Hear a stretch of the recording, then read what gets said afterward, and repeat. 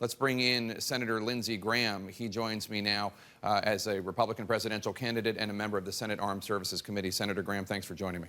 Thank you.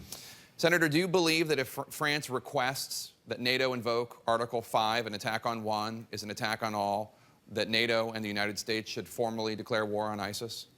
Absolutely. Here's what I believe. Without adjusting our strategy, the worst is yet to come when it comes to ISIL. That the Obama strategy regarding destroying ISIL is not working and will not work, and I'll be glad to tell you what I would do to destroy ISIL. We'll ask some of those questions coming up. You've heard breaking news from CNN's Christiane Amanpour this morning. According to French authorities, at least one of the Islamist terrorists smuggled himself into France, embedded among refugees from Syria. Do you still believe that the U.S. needs to take its fair share of Syrian refugees? How do we prevent this from happening here in the United States? I believe the United States and the world needs to go on offense and stop the reason people have to leave Syria. The good people are leaving because they're being raped and murdered, and some terrorists are trying to get in their ranks. The best thing the world could do for the Syrian people is to create a safe haven within Syria, a no-fly zone. The best thing the United States could do to protect our homeland is to go on offense, form a regional army with the French involved if they'd like to be, and going on the ground and destroy their caliphate. I've come to learn one thing over the last 2 years. We're going to fight ISIL in their backyard, or we're going to fight ISIL in our backyard. I choose to fight them in their backyard. I choose to fight them in Raqqa, not on the streets of the western capitals of the world or American cities. So what would I do? I would form a regional army made of Arabs and Turkey, and American forces would be part of that army. We'd go in on the ground in Syria. We'd pull the caliphate up by the roots, and we would take back land held by ISIL and hold it until Syria repairs itself. That requires American boots on the ground in Syria, and we need more American boots on the ground in Iraq if we're going to protect the American homeland, because they're coming here if we don't stop them there. Senator Graham, you and Senator Rick Santorum are the only two Republican presidential candidates calling for more boots on the ground in Iraq and or Syria, and yet you and Senator Santorum are not doing particularly well, at least when it comes to polls. Why is it, do you think, that those who are not calling for that, not calling for more boots on the ground in Iraq and Syria, are thriving in the Republican primary race? You know, I can't explain the politics. I can only tell you what I've learned after 35 trips to Iraq and Afghanistan in the last decade, trying to understand this war. Number one, Obama's strategy against ISIL is failing. It will not work. You're only going to win this war if you go on offense. You'll never win the war from the air. So what I'm pleading with every Republican, I hope Hillary Clinton, I hope the president will listen to what I'm saying. We don't have until the next election to deal with ISIL. There is a 9/11 coming, and it's coming from Syria if we don't disrupt their operations inside of Syria. So what I'm suggesting to the president, to Democrats and Republicans, listen to what I have been saying and follow my advice. The Arabs in Turkey want to destroy ISIL as much as we do.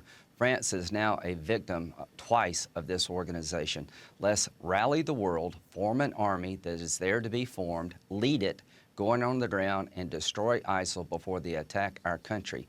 I'm not trying to have pride of authorship here. I'm trying to protect America from another 9/11, and without American boots on the ground in Syria and Iraq, we're going to get here at home. And if you don't understand that, you're not ready to be commander-in-chief, in my view. Senator, if the Arabs, such as Jordan and the Saudis and the UAE and Qatar and Egypt and the Turks are eager to get in this fight, where are they? The reason they're eager to get in the fight, but they're not going to go in and destroy ISIL unless we take a side out too. No Arab nation is going to fight just for ISIL. Turkey is not going to go in on the ground and fight ISIL and leave Assad in power. That's the problem with Obama's strategy. He is leaving Assad in power. That means you're giving Damascus to the Iranians. To get a regional force, you have to accomplish two goals: to go in to destroy ISIL, which is a threat to the region, and also take out Assad, who's a puppet of Iran.